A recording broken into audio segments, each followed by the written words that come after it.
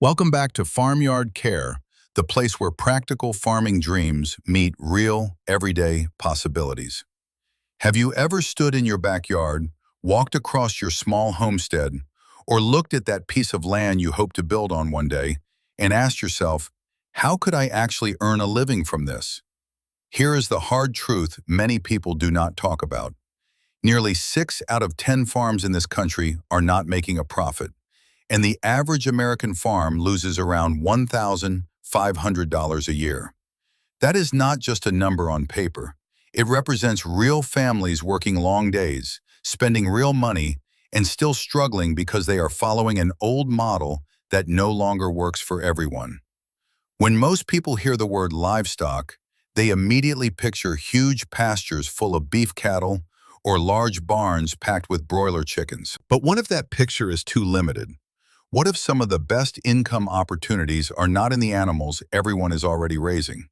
Some of the most profitable, small-scale livestock businesses today are built around animals that many traditional farmers overlook. They are hidden in plain sight. We are talking about tiny birds that can produce impressive income from very little space, insects that turn waste into valuable protein, and woolly pigs that can sell for several times more than ordinary pork. Today we are going to break down the numbers, the practical methods, and the real income potential behind 10 hidden livestock that can produce serious monthly income. Whether you have 100 acres, a small homestead, or even a quarter-acre backyard, there may be an option here that fits your space, your budget, and your goals. So let's rethink what a profitable farm can look like, and let's get started. Part 1. The micro machine, Coturnix quail. Let's begin with one of the strongest small-scale producers you can raise, Coturnix quail. If your land is limited and you want one of the fastest ways to create farm income, this tiny bird is very hard to beat. In traditional livestock farming, you may wait 18 months before a steer is ready for market, or around 6 months before a chicken begins laying eggs. But a Coturnix quail hen can start laying at just 6 to 8 weeks old. That means weeks, not months. Once she begins, she can produce around 200 to 300 eggs per year. Now this is where the numbers become especially interesting. Each quail only needs about 1 square foot of space in a cage system. That means you could keep around 300 quail in the same footprint as a small 10 by 30 foot garden shed. You simply cannot do that with large livestock. Quail eggs also have a strong gourmet market. At farmers markets and specialty shops, they often sell for $3 to $5 a dozen, and in some places even up to $10 a dozen. If you move into hatching eggs, the income can climb even higher. Celadon quail, known for their beautiful blue-green eggs, can produce hatching eggs that sell for $24 a dozen or more, and some buyers are willing to wait months just to get them. The best part is that the starting cost can be very manageable. With around $500, you can test the idea with a 50-bird flock. The risk is low, the space requirement is small, and the production cycle is incredibly fast. Just imagine what it means when your livestock can begin paying you back in about 6 weeks. Part 2. The regulatory loophole. Meat rabbits. Next is an animal with a major legal advantage over many other meat animals in the United States. Meat rabbits. When you try to process and sell beef or pork directly to customers, you often run into USDA rules, inspections, processing costs, and other requirements that can quickly reduce your profit. But rabbits are different. Under the Federal Meat Inspection Act, they are classified as a non-amenable species. In practical terms, this means that in many states, rabbit meat does not require mandatory USDA inspection in the same way beef, pork, or poultry often does. Depending on your local rules, you may be able to raise rabbits in your backyard, process them yourself, and sell directly to regular customers or even restaurant chefs with only a basic permit. Now let's look at the farm numbers. A single doe can produce 4 to 5 litters per year, giving you around 125 to 250 pounds of meat annually. Their feed conversion is also impressive, often around 3 to 1. In simple terms, about 3 pounds of feed can produce 1 pound of meat, which is far more efficient than beef. One productive doe can bring in around $1,200 per year, and on a per-acre basis, rabbits can produce more usable meat than beef cattle. On top of that, rabbit manure is a valuable cold fertilizer. It can go straight into garden beds without composting, and gardeners may gladly pay $5 to $15 per bag for it. This is where small livestock starts to make real sense. You are not just raising meat, you are building several small income streams from one efficient animal. The self-sustaining delicacy, squab/pigeons. The third hidden livestock option is one many people do not even think of as a farm animal. Pigeons, raised specifically for squab. If you have ever raised chicks or ducklings, you already know how much attention young birds can require. There are heat lamps to manage, brooders to clean, and small health problems to watch for every day. Pigeons are different. They pair for life, and they raise their young almost entirely on their own. They do not need incubators, and they do not require the same level of human intervention as many other poultry systems. Once you have healthy breeding pairs, they keep the production cycle moving with very little daily involvement from you.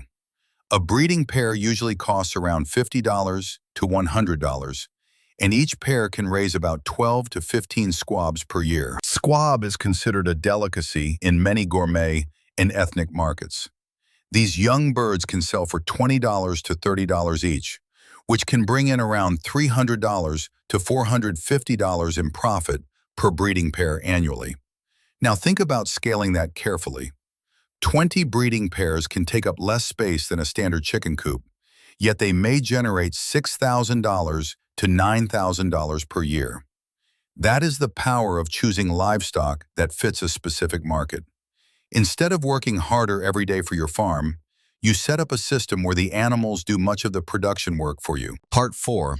The ultimate upcyclers, black soldier fly larvae. Now I know this may sound unusual at first. Bugs as livestock? Yes, absolutely. If we are talking about sustainability, low-cost feed production, and serious profit from a small space, then black soldier fly larvae deserve a real place in the conversation. The reason this system is so interesting is simple. These larvae turn waste into value. They can eat kitchen scraps, spoiled fruits and vegetables, brewery grain, and other organic material that would normally be thrown away. Then they convert that waste into their own body mass, which is about 42% protein and 35% fat. That makes them one of the most nutrient-dense natural feeds you can produce for poultry, fish, reptiles, and other animals. And with the demand for insect protein growing quickly around the world, this is no longer just a strange backyard experiment. It is becoming a serious market. You can raise them in breeding containers inside a warm garage, shed, or small greenhouse. In about 14 days, they can consume the waste and be ready to harvest. Dried larvae can be sold as poultry feed, but the stronger profit is often in the pet market. Live larvae can sell online for $5 to $15 per small cup to people raising reptiles, exotic birds, and specialty pets. Think about that for a moment. You are taking material that was headed for the trash and turning it into a high-value feed product. And the leftover material, called frass, is also useful. Gardeners value it as a premium organic fertilizer. So with this one system, you can produce animal feed, fertilizer, and cash flow from waste that most people would throw away. Part 5. The pest patrollers, guinea fowl. Number 5 is a bird many people hear long before they see it, guinea fowl. And let's be honest, they are loud. If you live on a small quarter-acre lot in a tight suburban neighborhood, guineas may not be the right choice. But if you have enough space, these birds can earn their keep in a very practical way. Guinea fowl are excellent pest controllers, especially when it comes to ticks. A single bird can eat hundreds of ticks in a day. In areas where Lyme disease is a serious concern, people do not buy guineas just because they look interesting. They buy them because these birds work hard as natural pest control machines. There are three main ways to earn from them. First, baby guineas, called keets, can sell for around $5 to $8 each. A small breeding flock of about 15 hens can produce up to 1,000 keets a year, bringing in roughly $3,000 to $8,000 annually. Second, guinea eggs can do surprisingly well at farmers markets. They are richer than chicken eggs and can sell for around $12 a dozen. Third, their lean, gamey meat has value with specialty buyers and can sell for about $10 to $15 per pound. The advantage here is that guineas are not just sitting in a pen eating feed. They are out on pasture, working, hunting insects, reducing pests, and feeding themselves along the way. That is the kind of livestock that pulls double duty. Part 6. The premium poultry, ducks. Everyone talks about backyard chickens, but many duck farmers are quietly earning strong income without making much noise about it. Ducks can be one of the most overlooked premium poultry options on a small farm. A good laying breed like the Khaki Campbell can produce up to 300 eggs per year, which puts it right beside some of the best laying chickens. But duck eggs have a major advantage. They are about 30% larger, higher in fat, higher in protein, and richer in omega-3s. That extra richness is exactly why bakers love them. Duck eggs can help create fluffier pastries, richer cakes, and better baked goods. Because of that premium quality, duck eggs often sell for $6 to $12 a dozen, which can be around twice the price of many pastured chicken eggs. Ducks can also be profitable for meat. Common meat breeds can reach market weight in just 7 to 9 weeks, and whole processed ducks may sell for $5.60 to $10 per pound. But there is another product many beginners forget about: rendered duck fat. Chefs and home cooks value it, and it can sell for about $10 to $15 per pound as its own specialty product. Ducks also shine in areas where other livestock struggle. Wet, boggy land that may be useless for chickens, cattle, or sheep can work beautifully for ducks. They forage well, eat slugs and aquatic weeds, and can make use of damp ground without destroying it in the same way heavier animals might. If you have a wet corner of your property, ducks may turn that problem area into a productive income stream. The land clearers, goats. If you want an animal that can turn weeds into income, goats deserve a serious look. Goats are natural browsers. They thrive on woody shrubs, vines, brush, and weeds that cattle often ignore. That means with the right setup, you can lower your grain costs while using your animals to clean up land that would otherwise take time, fuel, and labor to manage. The demand for goat meat in the United States is very strong. In fact, the country imports more goat meat than it produces, because domestic farms still supply less than half of the demand. Much of this demand is driven by diverse ethnic communities where goat meat is a traditional and highly valued food. Since 1999, demand has risen by more than 320%. From a production standpoint, one doe that gives birth to twins can generate about $350 to $540 in gross kid sales per year. That is already useful income from one breeding female, especially when the animals are helping maintain the land at the same time. But meat is only one part of the goat business. Goats give you several ways to earn. Dairy goats can produce milk worth around $8 to $12 a gallon. That milk can also become artisan cheese or high-margin goat milk soap. In some areas, farmers even rent their herds to towns, landowners, and municipalities to clear invasive plants and reduce fire fuel. In other words, you can be paid while your goats are feeding themselves. And do not underestimate agritourism. One farm launched goat yoga and brought in $160,000 in revenue during its first year, with a 2,300-person waitlist. That shows how flexible goats can be as an income animal. The real question is not whether goats can pay you, but how many different income streams you are willing to build around them. Part 8. The low-maintenance grazers, Katahdin hair sheep. Now, what if you want a grazing animal, but you do not want the heavy infrastructure that cattle require. And what if the idea of shearing wool every year does not appeal to you? That is where Katahdin hair sheep become very interesting. Katahdins do not grow traditional wool. They grow hair, and they shed it naturally every spring. That one trait removes a major chore from sheep farming. You do not have to hire a shearer. You do not have to worry as much about wool-related problems like fly strike, and you do not have to depend on a weak wool market to make the animal profitable. They are also known for being hardy and practical. Katahdin sheep are highly resistant to parasites, which can help reduce vet costs and management pressure. They are good mothers, and many use lamb easily, often producing twins without needing much help from the farmer. The strongest opportunity is often in direct sales, especially to ethnic markets. Muslim, Hispanic, and Caribbean communities have strong demand for lamb because it is an important part of many traditional diets. Around holidays such as Eid al-Adha and Easter, prices can rise 20% to 40% above the normal baseline, with net returns often running around $50 to $150 per ewe each year. Katahdins can outperform commodity beef on the same ground in the right market. When customers are already looking for lamb, the farmer who builds relationships and sells directly has a real advantage. Part 9. The landless livestock, honeybees. As we move higher on the list, we come to a livestock option that needs almost no land at all. Honeybees. You do not need barns, fencing, pasture, or heavy equipment. What you need is good management and flowers within flying distance. Honeybees can be powerful income producers for a very small footprint. A well-managed hive can produce around 50 to 80 pounds of honey per year. If you bottle that honey and sell it as local raw honey at a farmer's market, it may bring $8 to $16 per pound.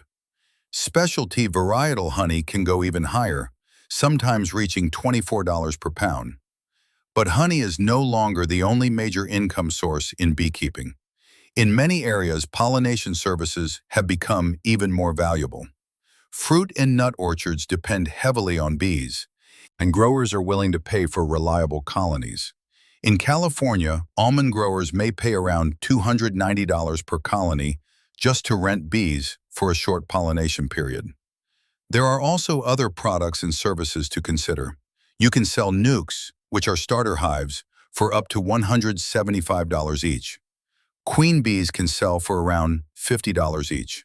Of course, beekeeping requires education, good timing, and careful management. Colony loss is a real risk.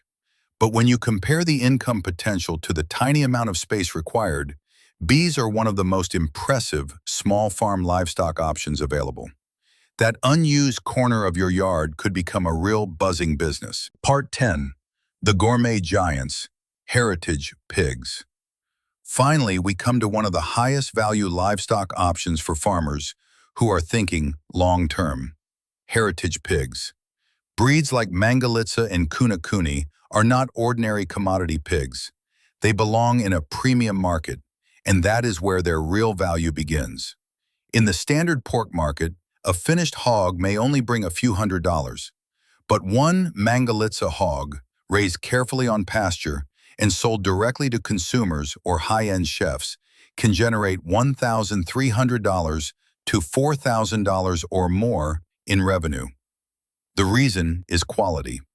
Mangalitsa pigs are lard-type pigs with deep, rich red meat and beautiful intramuscular marbling that you simply do not find in ordinary grocery store pork. Chefs may pay more than $18 per pound just for the leaf lard, and artisan-cured products like prosciutto made from this pork can reach $50 per pound. If you choose Kunakuni pigs, the business model can be different. These smaller, friendly, grass-grazing pigs are often valued for genetics as much as meat. Registered Kunakuni piglets can sell for $750 to $1,600 each. One sow producing 8 piglets a year can gross nearly $13,000 from breeding stock alone. Of course, heritage pigs are not a quick turnaround animal. They grow more slowly and may take 14 to 18 months to reach market weight. But each animal becomes a premium artisan product. Instead of competing on the lowest price, you are building a farm business around quality, story, and customer loyalty. Here is the truth that connects every one of these 10 hidden livestock opportunities. Direct-to-consumer sales. If you take premium quail eggs, heritage pork, or grass-fed lamb and sell them through a commodity auction, the model loses much of its power. The farmers earning $25,000, $50,000, or even six figures from small acreage are not trying to compete with huge industrial operations. They are building real relationships with customers who value quality, local food, careful animal care, and honest farming. Farming in 2026 is not only about surviving, it is about working smarter, using the land wisely, and creating a business that can support both your family and your way of life. You do not need thousands of acres to be a real farmer. You need the right animal, the right market, and the courage to begin. So let me ask you, which of these 10 hidden livestock options gave you a new idea today? What is stopping you from turning that empty patch of grass into your first profitable pasture? Leave a comment and share your thoughts. If this opened your eyes to what is possible on a small farm, hit the like button, subscribe to Farmyard Care, and share this with someone who dreams of living off the land. Until next time, keep dreaming big, start small, and take good care of your farmyard.